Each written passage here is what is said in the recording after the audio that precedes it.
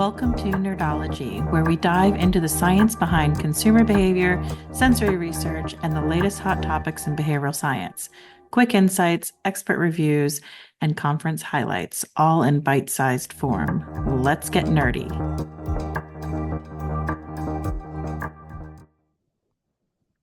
Happy New Year, everyone, and welcome to the first episode of Nerdology in 2025. As always, I'm your friendly neighborhood nerdoscientist here to kick off this year with a deep dive into something that's been a hot topic and sometimes a little bit of a misstep in consumer research, implicit association tests, or IATs. Today, we'll unpack what implicit association really means, why it's not as simple as it looks, and how to make sure we're using these tools effectively. So grab your coffee, settle in, and let's get nerdy.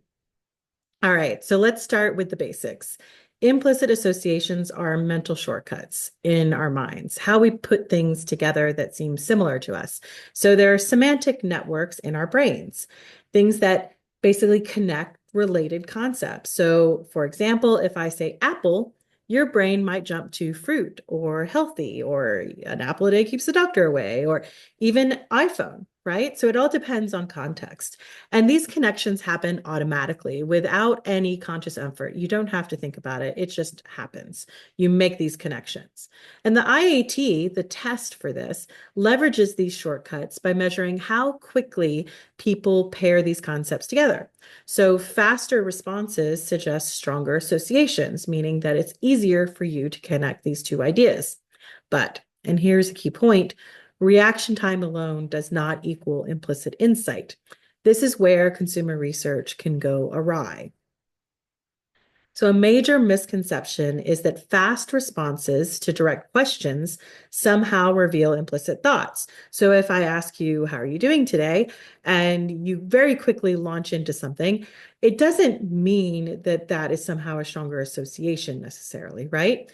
So that's not what an IAT, the actual test for this, was designed for. Instead, this kind of testing often measures what I call fast explicit thinking, quick, conscious answers, not truly subconscious associations. To understand why this matters, we have to go back into the mechanics of the original IAT that was developed by Greenwald, et cetera, Brian Nosek, et cetera, in the 90s. The 1990s, that is. And their work focused on measuring biases, so the isms, like those things related to racism or sexism or ageism, using reaction times and error rates to uncover mental friction between mismatched concepts. So ideas that don't seem to match themselves for what we're used to just makes us make mistakes or take longer to respond. Now, in consumer research, clients want to compare multiple ideas, multiple products, multiple brands, or nuanced descriptors. So things like fresh versus clean. Now, the traditional IAT doesn't really focus on these more nuanced words, but rather in opposites, right? So something is either old or new. It is either good or bad, which aren't really the type of insights that we're looking for in consumer research. The traditional IAT isn't built for that level of complexity. So researchers have adapted it, creating methods like the go, no-go association task or the GNAT or other reaction time-based tests. But here's the kicker. If we're not careful in how we design these adaptations, we risk losing the rigor and the validity of the original methodology. So what's the problem with fast explicit? Many commercial providers claim that their tests are implicit, when in reality, they're just recording quick, conscious judgments, not subconscious, not implicit, explicit. So without key elements like conflict or mental friction, these tests aren't truly tapping into implicit associations. They're measuring surface level conscious thoughts at high speed. So it's not the deeper subconscious insights that we're all after. This is why it's so important to distinguish between tools that create pressure or conflict, like the traditional IAT, and those that simply record fast answers to direct questions. So there are challenges and solutions in implicit testing. So let's talk about some challenges with implicit testing, starting with replicability. The IAT and similar tools often struggle with consistency because human associations are context driven and very fleeting. Your mood, your recent experiences, even the weather can affect how you respond in your results.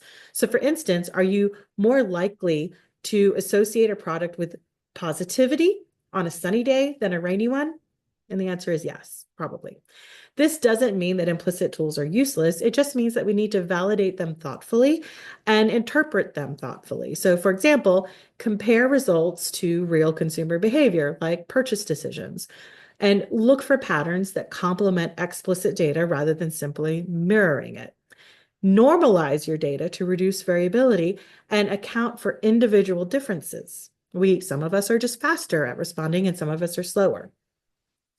Another challenge is designing implicit tests for sensory experiences like taste or smell versus visual stimuli. So reaction times differ across modalities, so it's not a one-size-fits-all approach.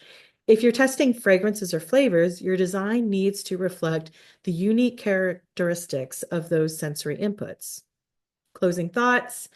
Implicit methods can be powerful tools in consumer research when used thoughtfully, but we have to push back against the oversimplified approaches and focus on the rigorous experimental design to make sure we're doing it right.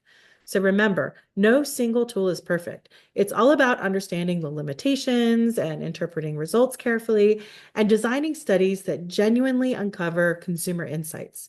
If you're unsure how to navigate these challenges, you know where to find me. Here's to a year of smarter, more thoughtful research.